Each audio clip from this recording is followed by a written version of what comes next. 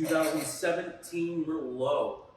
This is a wine that you guys have seen in previous packages. We like to give you guys some wines back to back, packages in between, or wines in between packages, simply just because you want you to be exposed to all those wines. We want you to see the change, the progression in that wine's life. And beforehand, again, like the generals, I didn't care for it when we gave it to you back in February. Now, it's quite nice. As Zach says, we live in an ever-changing world. We all know the difference of 2020, 2021. We're changing, the wine's changing, and normally wine does get better. This is a good example of something that I think kind of had a roller coaster. It had its low points, high points, but I think it is aging very elegantly. This wine, it is important to note, I think it does have some dissolved gases in it for one reason or another. It's not a fermentation because it's not progressing, but it can, when you first open the bottle, have a little bit of pressure, have a tiny bit of an effervescence to it. A few minutes of decanting, pouring it into a decanter, letting that blow off does the wine a big justice, I think. Blowing that off and leaving a true gem kind of behind. 2017 Merlot, this is West Coast fruit. As Zach was pouring it, you can tell just by the color, it has more of that purple color. It's definitely a lot darker.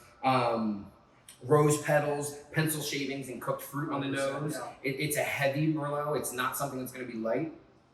Yeah, you feel a lot of that cooked plum, that deep, dark, soft, acidic red, dark fruits. Yeah, that's it. Pencil shavings, a little bit of that granite, all comes through.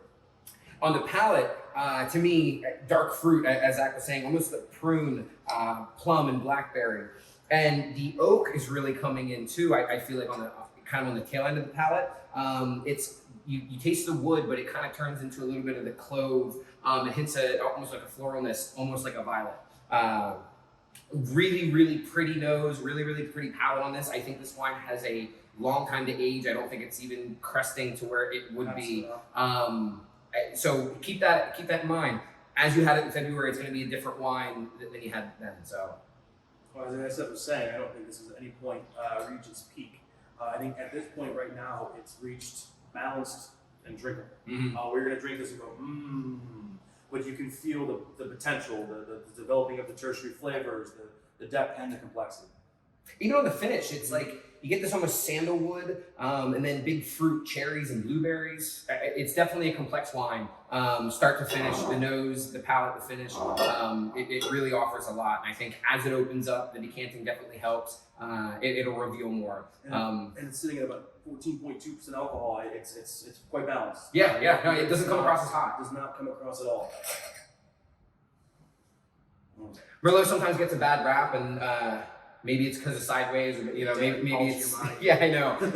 Maybe it's other things, but I know some people tend to shy away from Merlot. I will give you an insight into my winemaking here. I think Merlot is the ultimate blending wine. You probably heard me say this if you talked to me before, but I think Merlot embodies all the M words. It's medium, it's mild, it's the mid palate, and these are kind of things that really start to build good blends. That's why it fits so well with Cab Sauv, Cab Franc, Petit Verdot. It just kind of fits in and plays kind of a background role and fills in everything. So when you get a Merlot that I think isn't missing parts of it, can stand by itself as a single varietal, as a full-bodied wine that offers a lot, I think it's kind of special.